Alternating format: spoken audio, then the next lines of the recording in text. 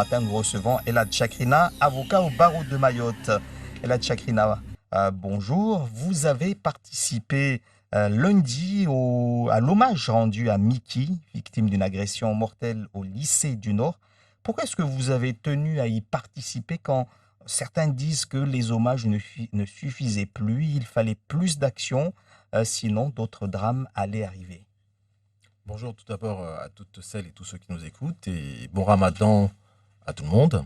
Eh bien, écoutez, je tiens déjà à rendre hommage et à présenter toutes mes condoléances à la famille de monsieur Miki, de ce jeune homme qui est décédé dramatiquement. Il y a de l'émotion parce que c'est quelqu'un que je connaissais aussi. Je connais sa famille et il se trouve qu'on a été très touchés, on a été meurtris par ce drame.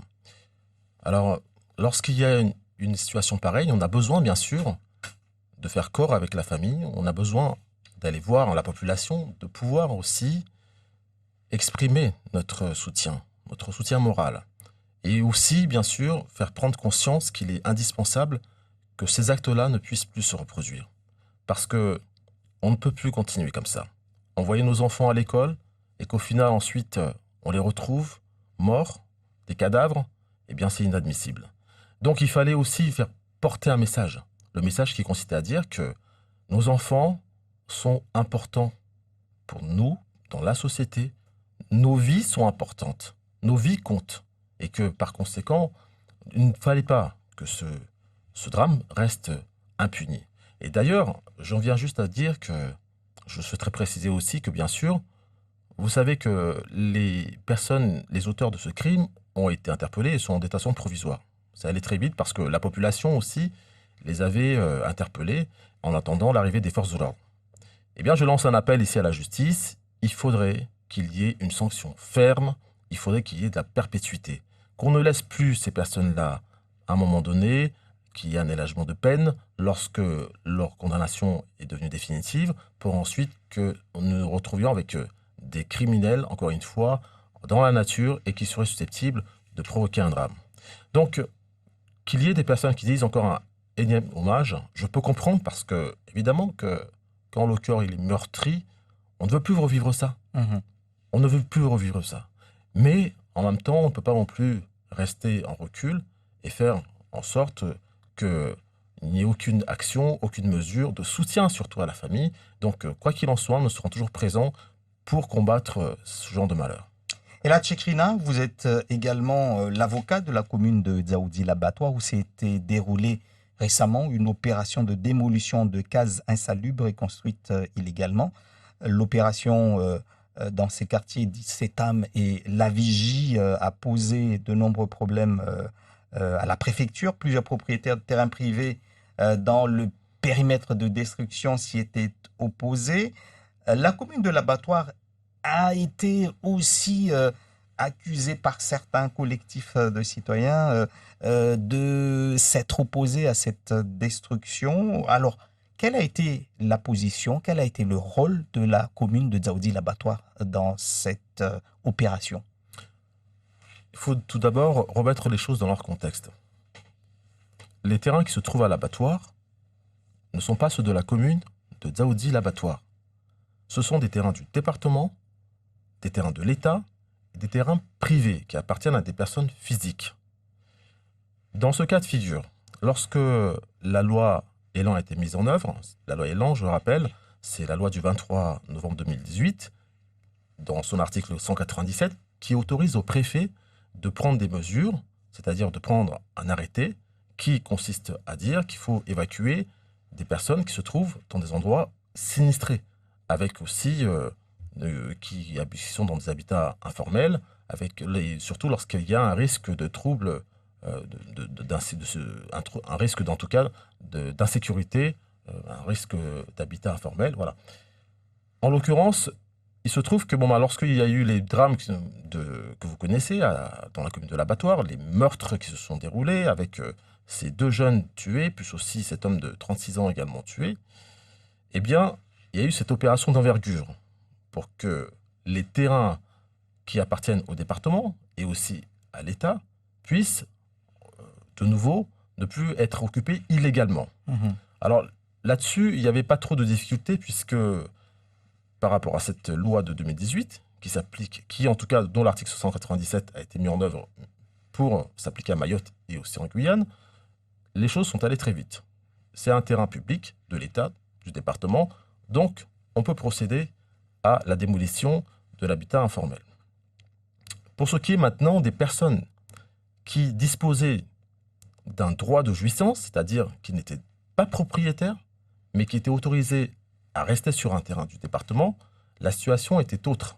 Ça veut dire qu'il fallait bien sûr procéder différemment, puisqu'il faut remettre en question donc, ce droit de jouissance, pour différentes raisons, pour un motif légitime en tout cas, soit parce qu'on ne respecte pas ses obligations contractuelles. Il y a différents éléments. La situation est donc beaucoup plus complexe.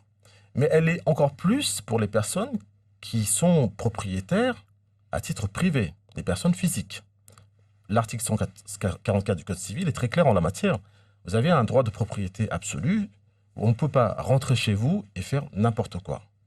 En l'occurrence, là, il se trouve que par rapport à cette mesure, les personnes privées devaient en tout cas donner leur autorisation pour qu'il puisse y avoir ces démolitions. Et là, ce n'était pas le cas. Pour différentes raisons. Hein. Elles ont la raison, ces personnes-là. Il se trouve qu'elles n'ont pas souhaité donner l'autorisation au pouvoir, à l'autorité préfectorale. Et c'est la raison pour laquelle nous nous sommes retrouvés dans une situation comme celle-là, c'est-à-dire où il n'y a pas pu y avoir des démolitions de ces habitations informelles. Alors, le rôle de la commune. La commune, son rôle consiste uniquement à accompagner, à pouvoir afficher également l'arrêté préfectoral, puisque le rôle principal dans ce contexte est avant tout celui de l'État. Vous le savez, puisque, comme je l'ai dit, c'est cette loi de 2018 qui le prévoit. Auparavant, les choses étaient un peu différentes. Vous pouvez passer par le juge, c'est toujours le cas, bien sûr. Hein. Lorsque vous avez une occupation illégale, vous passez par le juge, il y a une procédure de référé. À ce moment-là, de cette procédure-là, vous pouvez demander au juge l'expulsion des occupants illégaux lorsque vous êtes muni d'un procès-verbal de constat d'huissier, mais aussi lorsque, bien sûr, vous avez la preuve que vous avez bien un titre de propriété. C'est une démarche fastidieuse et longue. Là, en l'occurrence, la loi de 2018 a été assez révolutionnaire puisque on peut aller très vite. Au bout de 2 mois, il peut y avoir en tout cas une démolition de l'habitat informel. Juste une question comme ça. Donc, le fait que ces clandestins étaient sur des terrains publics, des terrains qui appartenaient au département et à l'État, ça veut dire qu'ils hébergeaient officiellement des clandestins? On peut le dire ainsi? Ce n'est pas ce que j'ai dit. Vous savez très bien que sur toute l'île, il y a des occupations illégales. À partir du moment où il y a des occupations illégales, il faut à ce moment-là identifier quelles sont ces personnes qui occupent illégalement votre terrain. Donc j'invite ici le département à identifier, puisque le département a tout de même un foncier assez conséquent. Il faut donc identifier quelles sont les personnes qui occupent votre terrain et ensuite procéder aux expulsions. Les personnes privées, parce que je le sais, puisque j'ai défendu pas mal de dossiers en la matière, le dossier de Batrolo, j'étais l'avocat de ce dossier, les personnes privées, malheureusement, n'ont pas toujours les ressources financières adéquates pour pouvoir, en tout cas, payer tous les frais qui vont avec, les frais d'avocat, les frais de justice, pour qu'on puisse procéder ensuite aux expulsions. Certains y arrivent, d'autres pas. Mais pour ce qui est d'une personne publique, lorsque les moyens sont là, il ne faut surtout pas hésiter. Hier, des demandeurs d'asile ont tenu une manifestation afin d'être entendus par les autorités. Leur dossier n'avancerait pas alors qu'ils ont formé un recours auprès de la Cour nationale des droits d'asile depuis plusieurs mois, sans convocation. Est-ce que finalement les demandeurs d'asile à Mayotte sont traités différemment de ceux qui sont en métropole? Est-ce que ici également, finalement, ils vivent une exception? Le code de l'entrée et du séjour étrangers applicable en métropole a des dérogations à Mayotte par rapport à la situation que vous connaissez. Nous avons une immigration illégale très forte et par conséquent, il y a des ajustements. Maintenant, les textes aussi de base sont les mêmes. À partir du moment où vous justifiez que vous avez été persécuté, vous en tout cas, vous pouvez faire l'objet d'une persécution dans votre pays d'origine, que vous êtes menacé, que vous avez toutes les raisons de fuir ce pays et d'aller vers un autre, et que vous apportez donc les documents qu'on vous demande, je crois que votre situation est examinée correctement pour qu'on sache précisément. Mais le Conseil d'État avait déjà estimé le 12 mars dernier que les autorités françaises ne respectaient pas le droit européen. Non, il ne faut pas tout confondre, si vous pouvez me permettre. La situation de Mayotte est exceptionnelle. Vous ne pouvez pas la comparer avec celle de la Creuse ou celle de la région parisienne ou autre. Vous savez très bien que nous avons un problème de contrôle de frontières et que nos frontières, malheureusement, sont ce qu'elles sont. Voilà. Que nous avons une immigration illégale qui dépasse les 40% de la population. Et par conséquent, même si vous avez bien sûr des personnes qui sont réellement persécutées dans leur pays d'origine et qui apportent des preuves, et ces personnes-là ont en tout cas une réponse favorable des instances qui leur permettent de pouvoir régulariser leur situation administrative. Maintenant, vous avez des personnes qui n'ont pas ces éléments-là. Et c'est là où c'est un peu plus compliqué, vous voyez. Et justement, vous ne pouvez pas, dans un tribunal comme celui du tribunal administratif de Mayotte, ou alors même pour ce qui est des autres types d'instances, accorder du crédit à tous les documents que vous pouvez avoir, parce qu'il faut aussi qu'il y ait une chaîne, il faut aussi qu'on vérifie l'authenticité des documents. Et à ce moment-là, si en effet, il y a des réelles preuves qui vous permettent d'avoir gain de cause, oui, vous pouvez avoir en tout cas les autorisations nécessaires. Je veux juste rappeler une chose qui est très importante, c'est que, encore une fois, c'est aussi souvent un problème de moyens, puisque quand il n'y a pas suffisamment de fonctionnaires pour traiter aussi des dossiers, ça peut être lent et ça peut être aussi compliqué, et ça peut être également difficile à vérifier à la source si évidemment les documents sont authentiques ou pas. Mais Mayotte n'est pas ce qu'on a souvent tendance à vouloir véhiculer, c'est-à-dire une terre de xénophobie. Nous sommes une terre d'attraction. Je crois qu'il y a un vouloir vivre ensemble qui est bien présent, même s'il peut y avoir des fractions communautaires par-ci et là. Quelquefois, ça peut arriver, puisqu'il y a des tensions, nous sommes dans une société de consommation, il y a un accroissement des inégalités, cela peut arriver. Mais nous ne sommes pas une terre, en tout cas, de rejet. Et je crois que, encore une fois, avec la chance d'être dans un état de droit, chaque situation sera examinée et chacun pourra avoir gain de cause lorsque les justificatifs seront donnés aux autorités compétentes. Alors, vous connaissez également Elad Chakrina comme un homme politique. Sur les réseaux sociaux, vous avez écrit 10 ans après la départementalisation. Donc, vous dites que de nombreux défis restent et seront à relever: la maîtrise du foncier, le pouvoir d'achat, l'éducation, la santé, l'économie, la lutte contre l'insécurité, l'immigration clandestine.